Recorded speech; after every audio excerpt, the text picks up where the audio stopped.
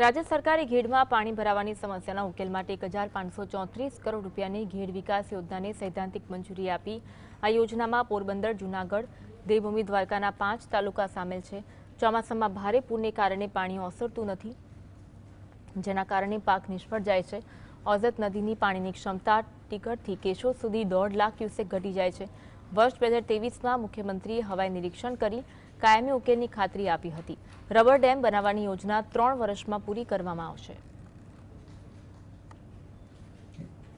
ત્યાં rubber dam બનાવવાની યોજના છે, જેથી એ રબર ડેમ જ્યારે ભારે પૂર આવે ત્યારે નીચે બેસી જાય અને જ્યારે એવું લાગે કે હવે પૂર ઓસરી રહ્યા છે ત્યારે રબર ડેમ ઊંચો આવી જાય ઓટોમેટિક એઆઈ આર્ટિફિશિયલ ઇન્ટેલિજન્સ સિસ્ટમથી, એટલે એ વખતે પાણીનો સંગ્રહ પણ થઈ શકે એવી યોજના આ ઘેડ વિકાસ યોજનાની અંદર કરવામાં આવી છે। એટલે મને લાગે છે કે આવનારા 3 વર્ષોની અંદર જ્યારે ઘેડનું આ વિકાસ યોજનાનું તમામ કામ પૂર્ણ થશે